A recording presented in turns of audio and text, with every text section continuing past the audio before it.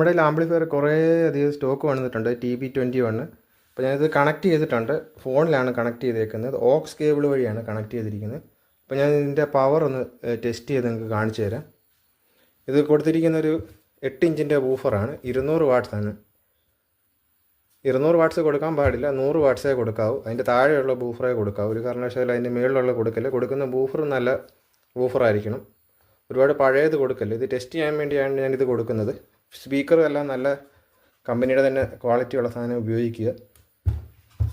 ഇതും അത് തന്നെ നല്ല സ്പീക്കർ കൊടുക്കുക. സ്പീക്കർ 50 വാട്ട്സിൻ്റെ 2 എണ്ണം കൊടുക്കാം. അതിൻ്റെ മുകളിലോട്ട് കൊടുക്കല്ലേ, ഓവർലോഡാവും. ഇതാണ് ശ്രദ്ധിക്കേണ്ട കാര്യം. ഞാൻ ടെസ്റ്റ് ചെയ്ത് കാണിക്കാം.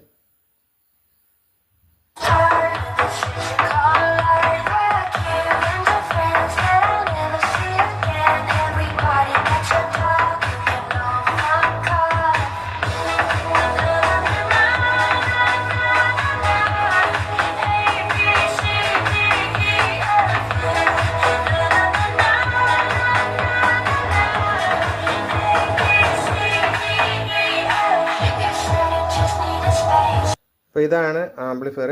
ZK TB21 എന്നാണ് ഇതിൻ്റെ മോഡൽ നമ്പർ വരുന്നത്. അതിൻ്റെ അതുപോലെ തന്നെ വേറെ ഒരു ചെറിയ മോഡലോട് വരുന്നുണ്ട്. ഇതിന് പ്രൈസ് വരുന്നത് 1600 രൂപയാണ്. പക്ഷേ ഇതിന് പ്രൈസ് വരുന്നത് 1200 രൂപയുള്ളൂ. ഇത് ഇഷ്ടം മോണൊക്കെ അവൈലബിൾ ആണ്.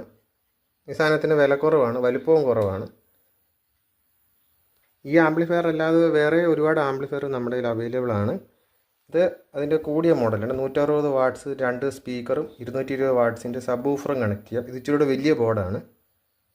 ഇതിന് പ്രൈസ് വരുന്നത് 3500 ആണ്. ഇതിൻ്റെ തന്നെ വേറെ കുറേ വെർഷൻസ് ഉണ്ട്.